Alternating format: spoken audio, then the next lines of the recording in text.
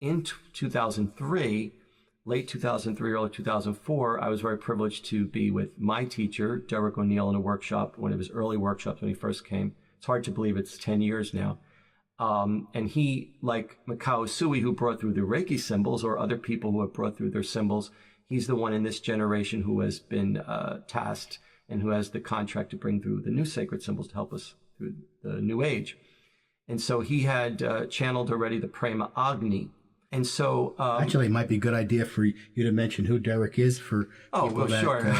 Well, I just take for granted everybody knows who Derek O'Neill is a master healer teacher from Dublin, Ireland. Right. He's my spiritual teacher. And he is the one who's largely responsible for bringing through the sacred symbols of the ascension process now and stewarding them and shepherding them to their integrity and held to the highest standard. And the modalities that have manifested associated with them, the rising star healing, the prema birthing, and so forth and so on. And when he first came in his mission in 2003, I was there almost at the beginning, and I was privileged that he brought through the Prema Agni. He showed us what it was and how to draw it and how to use it as a symbol. The Prema Agni manifested as a way to open the heart for humanity, to open the heart chakra of humanity, because that's where the ascension's happening, in the heart chakra. And we need to come past the lower three chakras. So, of course, if you watch our videos that we have, there's a lot of go in more depth of how to deal with them and use them. But for the purposes of explanation now, and then I was, wide-eyed, innocent, in awe of him. And he said, come up here on the stage. And he took me up and he drew it on me. And I went out and he was, I woke up and everybody was laughing. There's 800 people in the audience. And I was leaning on his back because I had gone out because it was so blissful what he had opened with the Prema Agni. And right after that, soon after that, I got channeled to start the Prema Agni Healing Circle. It became one of the workshops I did, and basically it was my way of giving back in service for all that he had done for me energetically and my evolution. And because one of the things I do well is facilitate workshops. I can't play baseball or pick up a guitar, but I can run a workshop. I said, well, this is a great way to be in service. So I started doing these workshops free as much as I can all around, 3-4 times a year, and to help people learn about the Prema Agni, to help stimulate the energy.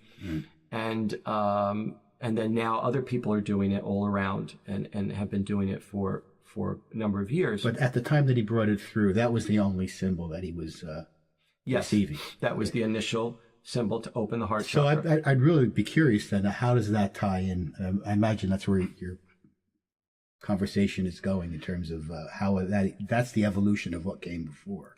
Well, yes, I'm going to get hopefully this whole show or whatever will be about that. It's hard to explain all in right up front, but basically if you go on the website and learn, and there's all kinds of information, Prema Agni contains a little bit of each of the sacred symbols within it. So if you look at it, it's almost like a morphing into one, into the new now, because it's just reflecting where we are now. It's not like one is better than the other. It's just the evolution of consciousness and how the symbol mirrors that. And so it came to open the heart chakra, and you could see it. It's like the heart over a triangle. It's almost like heart over head. And I love the fact that the symbols look like figures, because we are the energy of these symbols. Right, yes. And so it's reflecting that as we ascend from the primitive symbols now to the more refined and more simplified and more expansive symbols. And so people started taking to it. There's a mini healing associated with it that you give. It opens the heart. And so it started to really, the point I'm making is that was the point in history when the ascension was really starting to heat up, and people needed something to work through that strong transition of healing and wanting to close down, but knowing they have to open. And so the Prema Agni really served as a way to keep your heart center open continually without closing down again out of fear, because so much was going through so many changes. We were healing so many things, releasing so many things, and energy was heating up.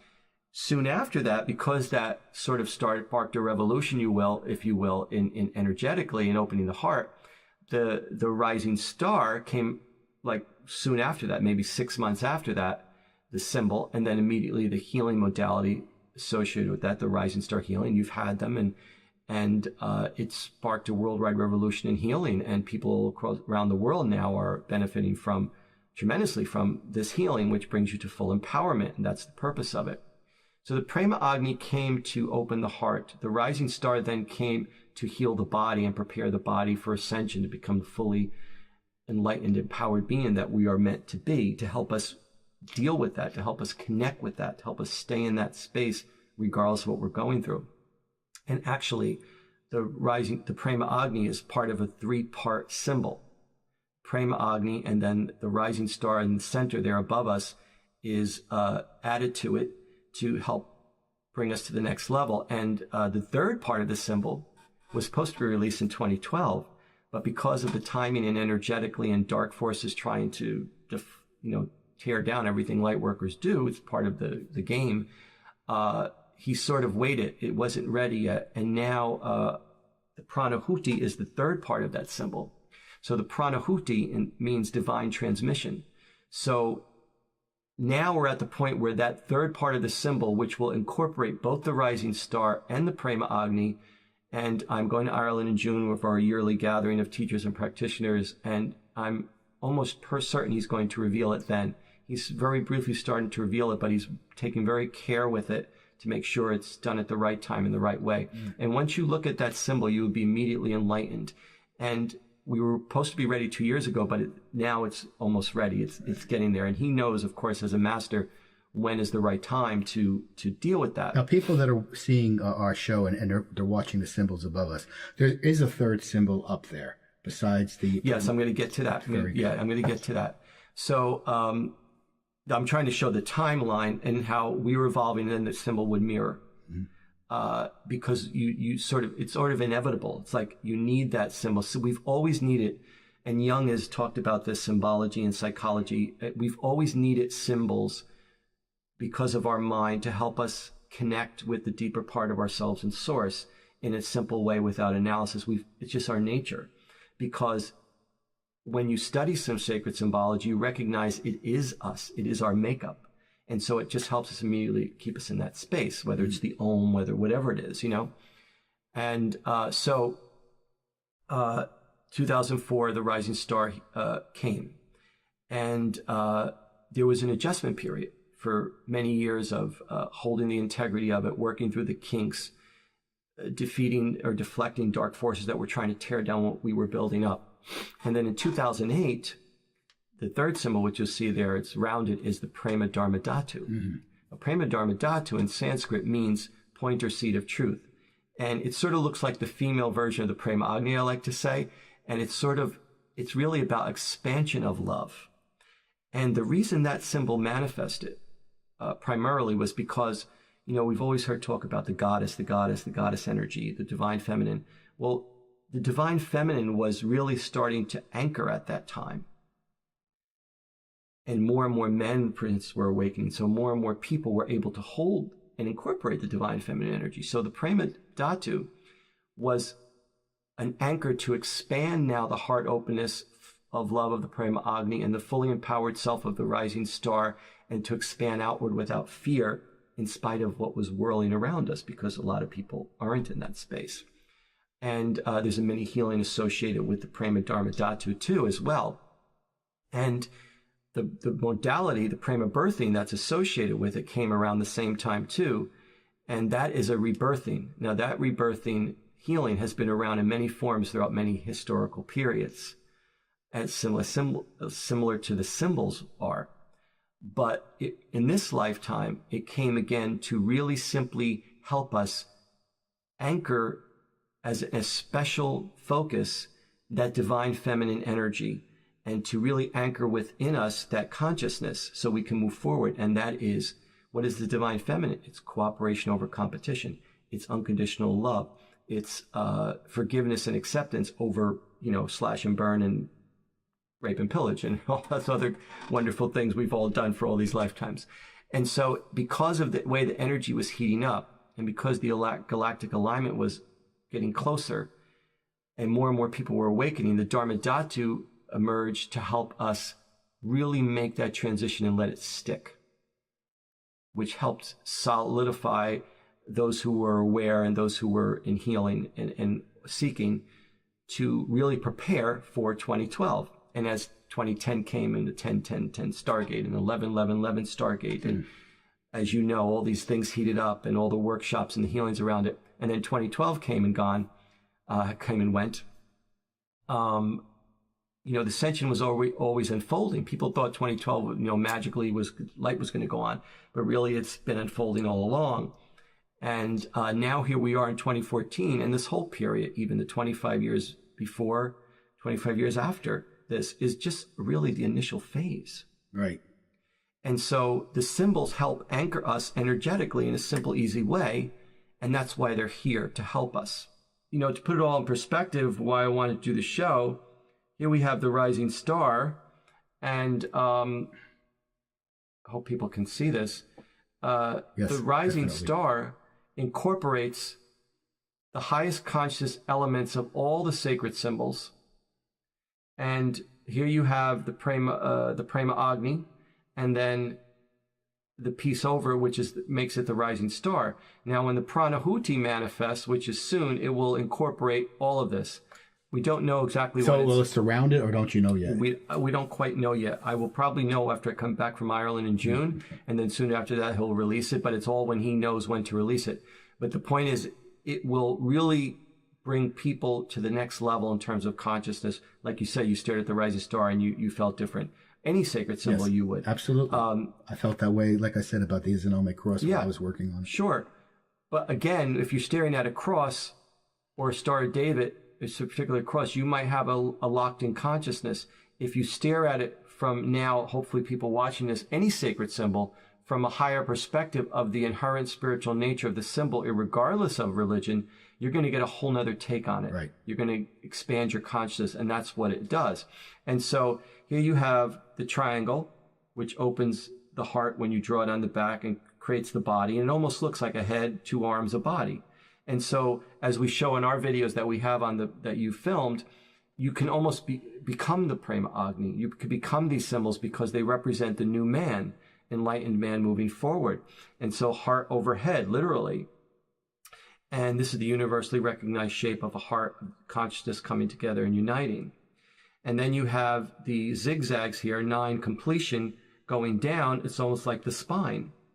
Yeah, that might be a little difficult to see on the screen, but well, people can also go online in our videos and on absolutely sq-wellness.com, which will probably be in the YouTube description, and you can learn all about it if you're new. Actually, I'll fly in a close-up of that particular part of it. Okay.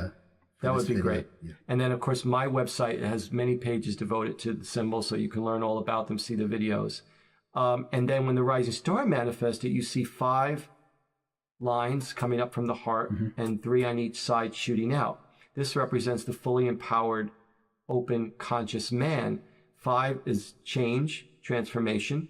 3 is manifestation. Double 3 is 6, mastery. It also represents the peacock, the tails and feathers and the wings of the peacock. The peacock represents the ego. So this represents man's mastery over his ego. Every time you see a picture of an avatar, like Krishna particularly, you'll always see a peacock in the corner of the picture because it represents that the avatar is always riding the ego's back, you see. It also is 11, which represents Christ consciousness. So there is an inherent spiritual logic in why and how this symbol would manifest, is what I'm trying to point out. Now you see the cross inherent in here. Within the Prema Agni, every element of every symbol number is contained therein. Intimated. Now you see the Star of David, what you call the Star of David above, as above, so below, because that represents everything coming together, as above, so below. And so the Star of David and the cross can now take its full rightful place as a purely sacred symbol, irregardless of religion, not exclusive to it, right? Irregardless of the effect of territorial attachment to it because of religion. Yeah. And we can come together and see that as above, so below brings everything together. It also represents the crown chakra opening, the heart chakra. The bottom represents the root chakra, because this also manifests in line with the rising star healing modality, which works largely through healing the chakras. Is there a relationship to the 6 points and the 6 lines, or is that just accidental and good? Well, it's almost, it's nothing's accidental per se. It's mastery. 6 is mastery. 6 and 6 but is having 12. them both together like that, 3. that's what I'm kind of... You mean how it shoots out? Yeah, the fact that it has the six horizontal lines. It also has the 6 points. Yeah, well, when you understand that the rising star brings you to the fullness of who you are, the fullness of your power, the full expression and expansion of your connection with as above, so below, it makes perfect sense that it would extend. So it's talking about the extension, the expansion, the fullness of who you are. Originally, the symbol used to come up like this in the early days. And I think I remember that. And it changed. It became the staff of Shiva, cutting through illusion. And it refined and simplified again as we find and simplified. And so everything in here contains everything that you need in terms of moving forward into the fullness of who you are. In the larger scheme of things, it also represents the activation of your ascension column, your light body, the transpersonal chakras, all of who we're going to become, the fully enlightened, ascended human going into the new age. And so that's why you see the Star of David naturally contained in there over the cross, everything coming above as below, fully activated in this experience on earth and fully transformed and purified and simplified.